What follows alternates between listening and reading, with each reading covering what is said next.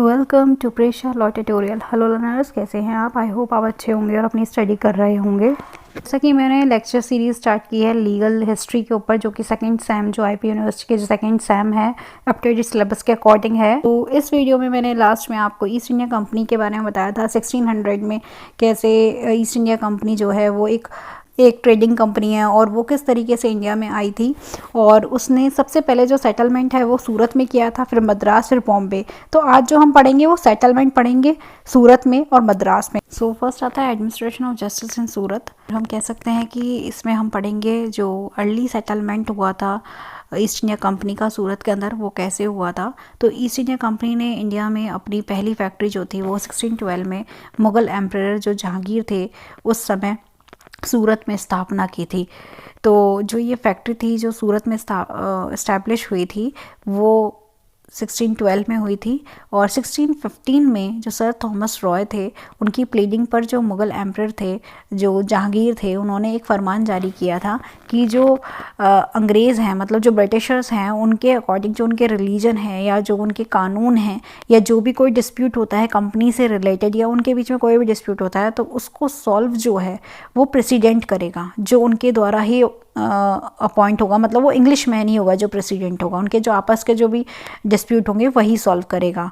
और उसी के साथ उन्होंने कहा कि उसी के साथ उस फरमान में ये था कि अगर कि अंग्रेज या फिर जो भारतीय हैं, इंडियंस हैं, उनके बीच में अगर कोई ऐसा विवाद होता है या फिर ऐसा कोई डिस्प्यूट होता है तो इसका जो भी फैसला होगा या इसको जो भी डिसाइड किया जाएगा वो नेटिव जो भी लोकल लॉज है उसके अकॉर्डिंग किया जाएगा, या फिर हम कह सकते हैं जो भी डिसाइड किया जाएगा वो लोकल इंडियन कोर्ट्स के द्वारा किया जाएगा।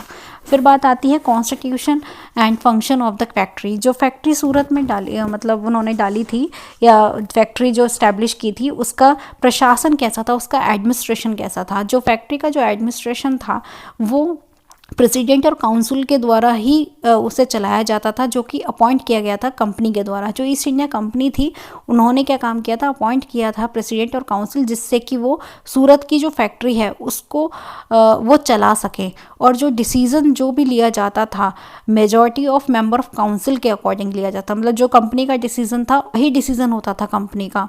इसके अलावा उनके पास पावर थी कि वो ट्रेडिंग पर्पस के लिए वो यहाँ पे आए थे, तो उनके पास प्रेसिडेंट और काउंसिल के पास पावर ऑफ ट्रेडिंग थी, ट्रेडिंग पर्पस से रिलेटेड पावर थी।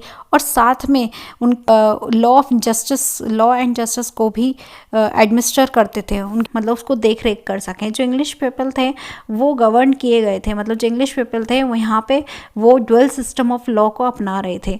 मतलब कि अगर उनका कोई मैटर होता था इंग्लिश मैन मतलब ब्रिटिशर्स का, तो वो लॉ ऑफ इंग्लैंड उन पर अप्लाई होता था। अगर इंडियंस होते थे तो उन पर native law of this country, मतलब जो इंडिया में जो भी नेटिव लॉज थे, जो उनके निजी कानून थे, उसके अकॉर्डिंग उस मैटर को सॉल्व किया जाता था।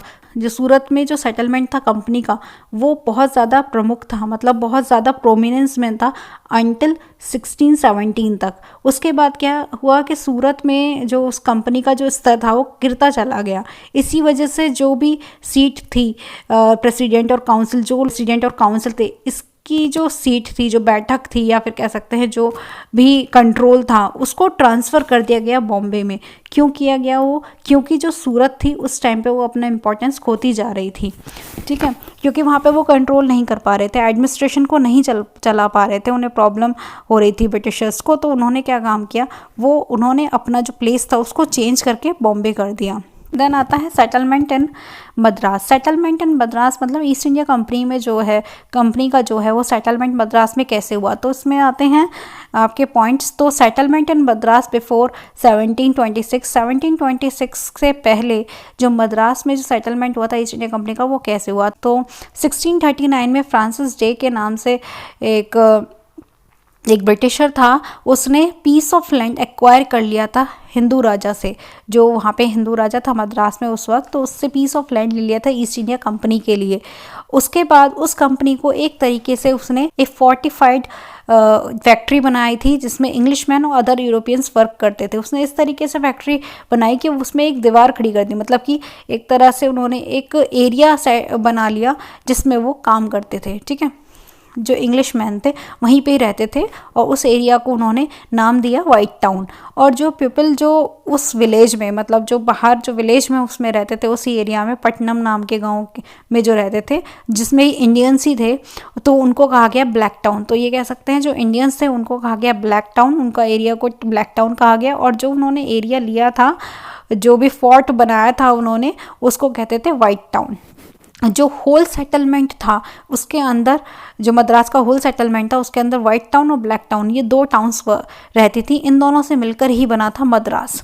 जो जुडिशियल एडमिनिस्ट्रेशन है मद्रास का, वो 3 स्टेजेस उसके डिवाइड किए हैं।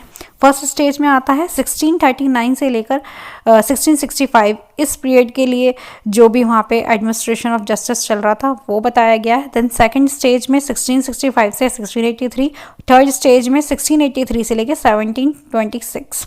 तो इस तरीके से डिवाइड करा गया कि किस तरीके से एडमिनिस्ट्रेशन ऑफ जस्टिस जो है या कोर्ट है उसमें बदलाव हुए, किस कंडीशन में जो मद्रास पीपल थे, उन इंडियन पीपल्स थे, उनको कैसे चैलेंजेस या फिर कह सकते हैं प्रॉब्लम्स फेस करनी पड़ी।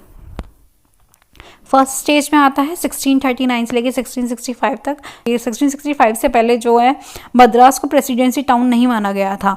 तो ये काम किसके अंडर करता था? सूरत। जो सूरत जहाँ फैक्ट्री थी, फर्स्ट फैक्ट्री थी, तो वहाँ पे उसके अकॉर्डिंग काम करता था।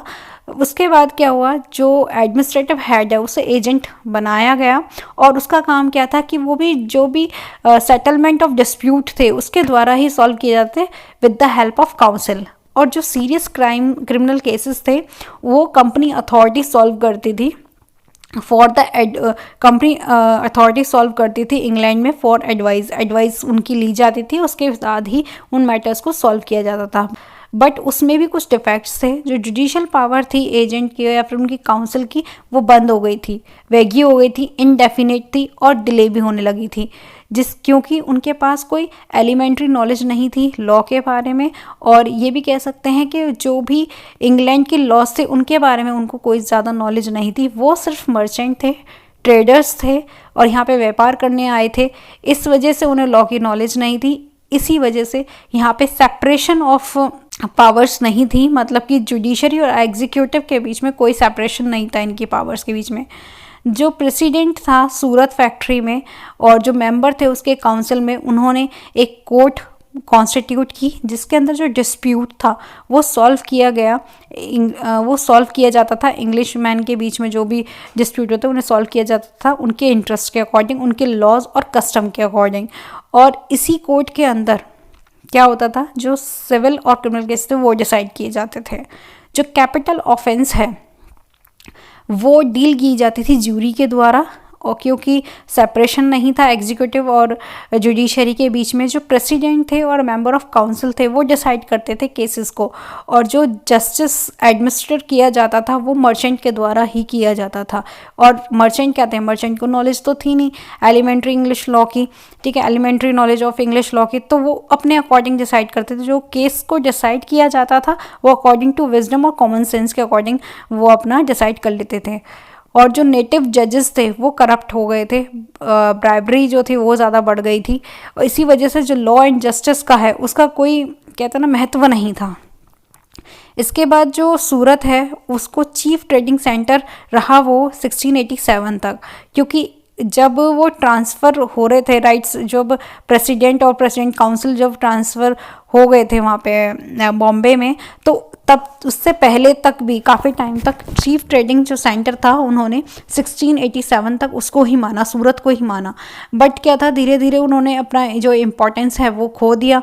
उसके बाद ही वो सूरत से बॉम्बे ट्रांसफ़र हो गया। उसका जो हेडक्वार्टर था प्रेसिडेंट और काउंसिल का वो 1687 में ट्रांसफ़र हो गया। अब क्या था, ब्लैक टाउन। ब्लैक टाउन में क्या आता है, जो ओल्ड जुडिशल सिस्टम था उसके अकॉर्डिंग ही चल रहा था, और जो विलेज हेड था उसको अधिकर कहते थे या अधिकारी कहते थे। उसके पास रिस्पॉन्सिबिलिटी थी कि वो मेंटेन करे लॉ एंड ऑर्डर को। अधिकारी जो था या अधिकर जो था वो जस्टिस को मेंटेन करता था, एडमिनिस्टर करता था, और किसके according, to the native laws, मतलब जो भी लोकल लॉ थे या जो भी इंडिया में जो उस टाइम पे लॉ चल रहा था उसके अकॉर्डिंग वो डिसाइड करता था मैटर को। और एट द चौल्ट्री कोर्ट, वहाँ एक कोर्ट था, चौल्ट्री कोर्ट बोलते थे उसे, उसमें वो इस तरीके से डिस्प्यूट्स को सॉल्व करता था। और जिस तरीके से प्रथा थी, एज लॉन्ग एज उसी जिस तरीके से प्रथा चलती आ रही थी उस तरीके से वो सॉल्व करता गया। बट जो चौल्ट्री कोर्ट है वहाँ पे कोर्ट ऑफ पेटी केसेस भी बोलते थे उसे, वहाँ पे जो छोटे छोटे केसेस, छोटे छोटे डिस्प्यूट्स थे, क्रिमिनल हो सिविल हो, वो केस सॉल्व किए जाते थे। बट जो ईस्ट इंडिया कंपनी थी उसके पास कोई पावर नहीं थी डेथ सेंटेंस को लेकर। अंडर द चार्टर 600 तक कोई डेथ सेंटेंस से रिलेटेड कोई उनके पास पावर नहीं थी। जो एजेंट एंड काउंसिल थे वो क्या करते थे, वो सेंटेंस दे सकते थे but according under the authority of local sovereign, जो उनकी लोकल पावर थी, सुप्रीम पावर थी, उसके अकॉर्डिंग वो अपना डिसाइड कर सकते थे केस को। जो अपील है जो थी चौल्ट्री कोर्ट की, वो एजेंट के द्वारा ही सुनी जाती थी, एजेंट इन काउंसिल के द्वारा ही सुनी जाती थी। तो इसी वजह से जो इंडियन नेटिव था एक, जो कि जिसका नाम कनप्पा था, वो अपॉइंट किया गया था उसे अधिकारी के रूप में, मतलब अधिकारी के पोस्ट पे, अधिकारी की पोस्ट पे। बट उसने मिसयूज़ किया अपनी पावर का और उसे डिसमिस कर दिया गया ऑफिस में। तब से क्या हुआ था, जो इंग्लिश सर्वेंट थे ऑफिस के या इंग्लिश सर्वेंट थे कंपनी के, उनको अपॉइंट किया गया कि वही जो है उस स्यूट से रिलेटेड, मतलब कोई भी डिस्प्यूट होता है, कोई भी स्यूट होता है, वो ही डिसाइड करेंगे चौल्ट्री कोर्ट में और वही लोग वर्क करेंगे। देन आता है सेकेंड स्टेज 1665-1683। वन में जो चार्टर था उसका ये प्रोविज़न आया कि जो गवर्नर और जो काउंसिल थे वो डिसाइड करेंगे एवरी मैटर, मतलब हर मैटर्स को डिसाइड करेंगे according to law of England. इसमें क्या था, जो 1665 तक, मतलब जो 1661 का जो चार्टर आया था उसमें लॉज के अकॉर्डिंग वर्क नहीं हो रहा था। तो 1665 में क्या था, एक केस आया था डेविस केस। तो डेविस केस में क्या था, इस केस में एक जो थी मिसेस एसेंशिया डेविस थी, जिन पे ये चार्ज था कि उन्होंने मर्डर किया है अपनी, जो भी उनके यहाँ काम करती थी, स्लेव गर्ल थी, तो उसने मर्डर किया है। जो एजेंट इन काउंसिल था उसे रेफ़र किया गया, उसे सुना, उसके बाद उसने रेफ़र कर दिया इस केस को, क्योंकि ये सीरियस ऑफेंस था, तो इसने रेफ़र कर दिया कंपनी अथॉरिटी को इंग्लैंड में एडवाइस के लिए। और अपने स्टेटस को बढ़ाने के लिए एजेंट और उनके काउंसिल ने, जो मद्रास फैक्ट्री में थे, उन्होंने उस केस को चलाया, ट्रायल किया और with the help of jury उन्होंने क्या काम किया, उसको डिसाइड किया और उन्होंने एक अनएक्सपेक्टेड वर्डिक्ट दिया कि शी इज़ नॉट गिल्टी, मतलब कि वो गिल्टी नहीं है for the murder of her. Mrs Dowse थी, वो उनको एक्यूटेड कर दिया गया। और देन लेटर ऑन 1678 में जो होल जुडिशल एडमिनिस्ट्रेशन है उसको रिऑर्गनाइज किया गया। क्यों? क्योंकि इस केस के बाद क्या था, एडमिनिस्ट्रेशन ऑफ जस्टिस जो था, जो इंग्लिश लॉ से रिलेटेड जो भी उनका जो कहते हैं ना रिस्पेक्ट थी लॉ ऑफ जस्टिस के लिए, तो वो कम हो रही थी इंडियंस के सामने, या फिर सोसाइटी पे उसका गलत इफेक्ट पड़ रहा था। तो फिर इसी वजह से उसको रीऑर्गेनाइज किया गया। जुडिशल एडमिनिस्ट्रेशन जो है वो बोथ टाउन में इम्प्रूव किए गए, ब्लैक टाउन और वाइट टाउन में इम्प्रूव किए गए।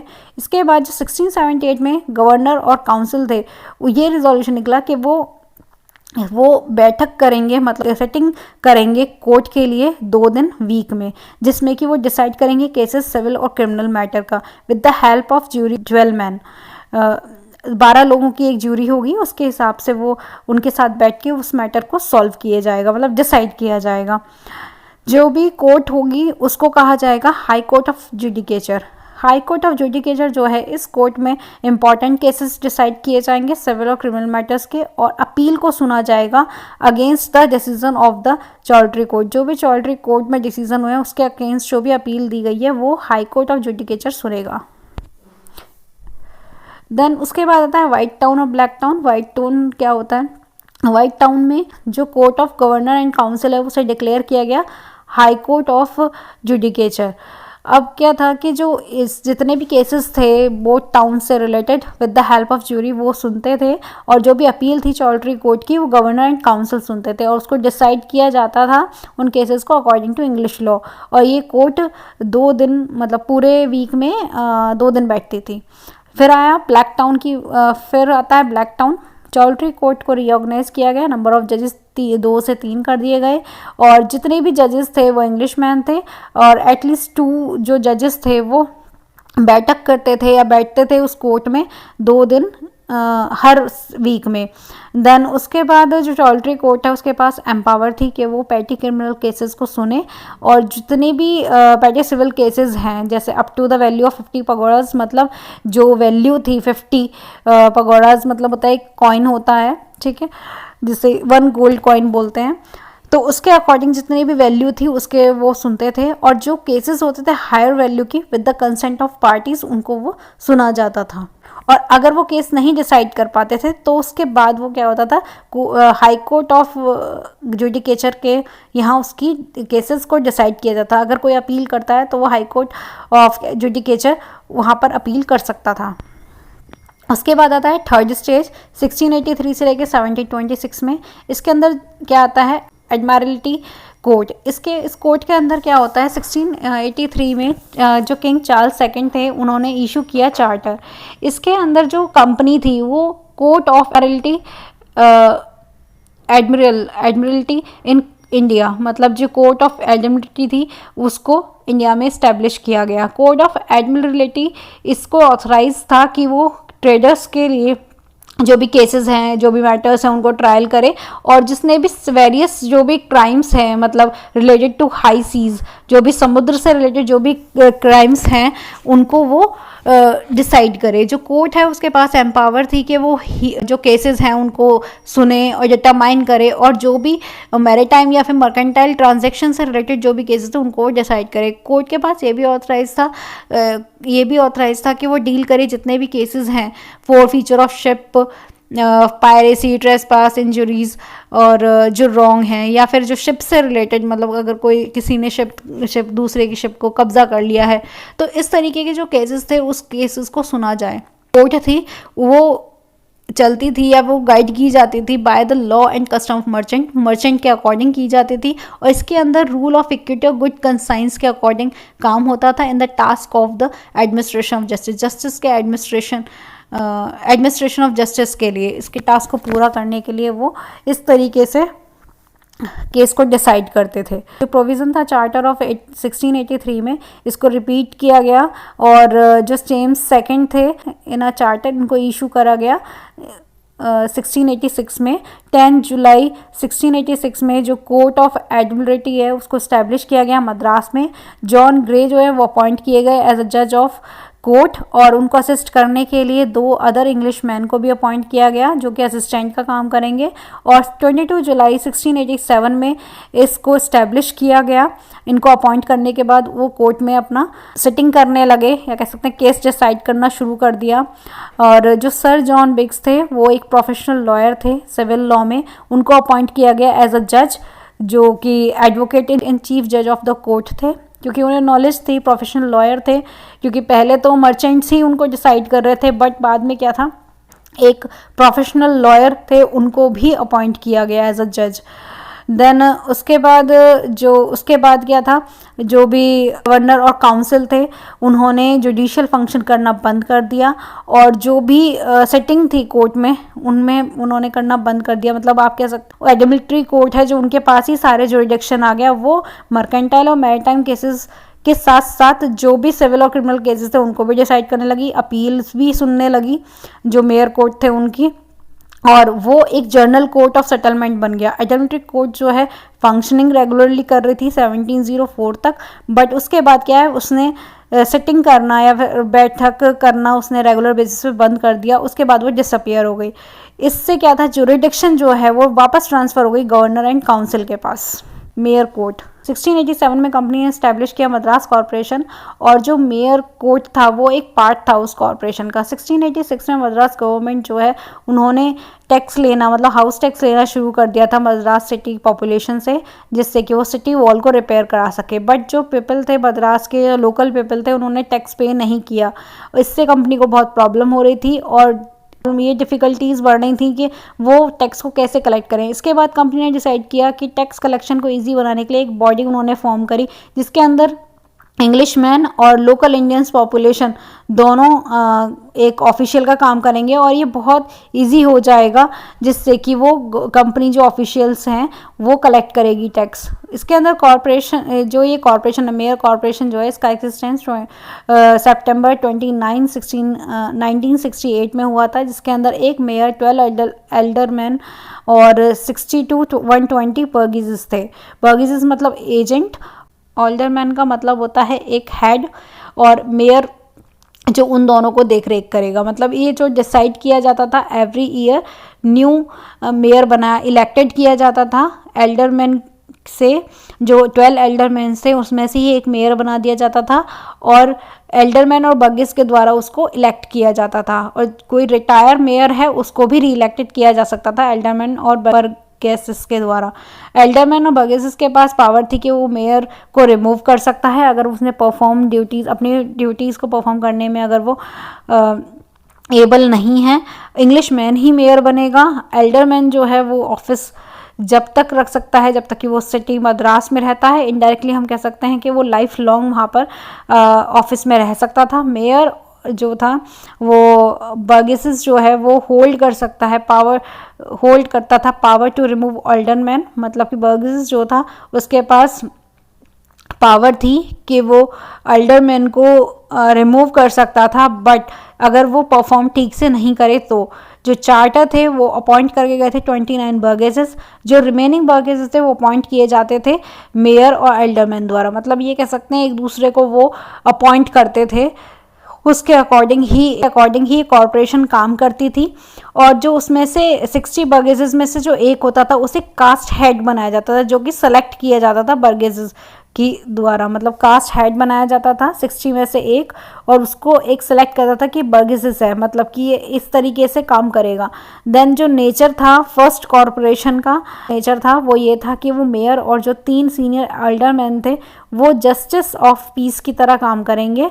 बट मेयर और एल्डरमैन जो है उनको कोर्ट ऑफ रिकॉर्ड भी दिया गया और उनको ऑथराइज दिया गया कि वो क्रिमिनल और सिविल केसेस को डिसाइड कर सकें।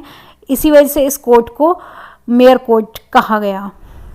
देन आता है चॉल्ट्री कोर्ट। चॉल्ट्री कोर्ट वही कोर्ट है जो ओल्ड कोर्ट था और उसको रिकॉग्नाइज किया गया और उसको अलाउ किया गया जी कि वो गवर्नर द्वारा कंटिन्यू किया गया। और जो नंबर ऑफ जजेस थे वो 3 थे और 2 से 3 कर दिए गए, जिससे कि वो अपने ट्रायल चला सकें। कोर्ट 2 दिन सिटिंग करती थी, मिलती थी इन ईच वीक। हर वीक में जो कोर्ट है उसके पास पावर थी कि वो ट्रायल कर सकती थी सिविल केसेस अप टू 50 पगोराज। पगोराज मतलब आपका होता है गोल्ड कॉइन। एक पगोराज में 3 रुपए होते हैं और पैटी क्रिमिनल केसेस को भी वो ट्रायल कर सकती थी, डिसाइड कर सकती थी। देन जो हाई कोर्ट ऑफ जुडिकेचर था उसके पास ऑथराइज थी कि वो अपील जो है चॉल्ट्री कोर्ट का सुन सके। और हाई कोर्ट ऑफ जुडिकेचर को कौन संभालता था? Governor and council. अब ये बात आता है कॉन्क्लूजन। अब जो settlement of east India company इन मद्रास, इसके बारे में अगर बात करें तो इसका कंक्लूजन क्या निकलता है? तो पूरे अगर हम अब तक की बात करें तो एडमिनिस्ट्रेशन ऑफ जस्टिस जो मद्रास का था वो गुड नहीं था, मतलब वो अच्छा नहीं था। अर्ली स्टेजेस में बहुत सारे ड्रॉबैक्स थे। पहला तो था absence of proper judicial system proper नहीं था। पहले चॉल्ट्री कोर्ट था, फिर हाई कोर्ट ऑफ जुडिकेचर हुआ, फिर उसके बाद एडमिनिस्ट्रेटिव कोर्ट हुआ, फिर मेयर कोर्ट हुआ। तो इस तरीके से उन्होंने पावर को डिवाइड नहीं करा। वो क्या करते थे, एक अगर एडमिनिस्ट्रेटिव कोर्ट है तो उसके पास सिविल केसेस, क्रिमिनल केसेस, तो मतलब बर्डन ऑफ केसेस हो जाते थे। तो इस तरीके से एक प्रॉपर जुडिशियल सिस्टम नहीं बन पाया। देन दूसरा था अनसर्टेनिटी ऑफ लॉ। वहाँ के जो कोर्ट थे उस पर जो लॉ अप्लीकेबल होता था, इंग्लिश लॉ, या जो डिस्प्यूट्स होते थे उनको वो सॉल्व नहीं कर पाते थे। क्यों? क्योंकि उसके जो पीपल्स थे वो मर्चेंट्स थे। तो अर्ली स्टेजेस में तो यही हुआ। जब स्टार्टिंग हुई थी मद्रास एडमिनिस्ट्रेशन ऑफ जस्टिस की, स्टार्टिंग में तो जितने भी कोर्ट्स बने उनका जो मोटिव था या जो उनका ऑब्जेक्टिव था वो अलग अलग ही था। बाद में उनको सिविल क्रिमिनल केसेस सब चीज़ दे दिया गया। Then lack of facilities in jail में फैसिलिटीज़ नहीं थी। ठीक है। अनफेयर ट्रायल होता था, principle of natural justice, benefit of doubt to the accuse, ये सब ऑब्जर्व नहीं किया गया था। यहाँ तक कि जो इंग्लिश प्रिंसिपल्स जो हैं या फिर जो आपके इंग्लिश लॉ हैं उसके अकॉर्डिंग यहाँ पे ट्रायल नहीं होते थे, है ना। जैसे कि आपका ये जो एग्जांपल है डेविस वाला केस जो था जिसने मर्डर किया था एक स्लेव गर्ल का, तो उसके जजमेंट से ही पता चलता है कि मद्रास में उस टाइम पे अनफेयर ट्रायल चला था। देन सीवियर पनिशमेंट जो थे वो यूजुअली अपने आप डिसाइड नहीं करते थे, वो पहले अपना इंग्लैंड में जो भी वहाँ पे एडवाइस लेते थे, पर उस एडवाइस में भी वो अपना जो भी मिक्स्ड जो भी प्रिवेंशन था उसको वो डिसाइड करते थे। जो भी विचारधारा थी उनकी उसको वो अपने अकॉर्डिंग चेंज कर लेते थे। सो आज हमने एडमिनिस्ट्रेशन ऑफ जस्टिस इन सूरत पढ़ा है। देन उसके बाद सेटलमेंट इन मद्रास पढ़ा है कि ईस्ट इंडिया कंपनी का जो सेटलमेंट है मद्रास में वो कैसे हुआ, कैसे कोर्ट्स आए और क्या क्या रोल था, कैसे एडमिनिस्ट्रेशन ऑफ जस्टिस यहाँ पे इस्टेब्लिश हुई, क्या क्या प्रॉब्लम्स फेस की यहाँ के लोगों ने, और ईस्ट इंडिया कंपनी जो था वो किस तरीके से रोल कर रहा था। तो अब जो हम आगे पढ़ेंगे वो पढ़ेंगे East India Company settlement in Bombay. So आगे की वीडियोस के लिए बने रहिए हमारे चैनल के साथ। के लिए thank you for watching my videos. For more videos watch, study, like and subscribe my channel.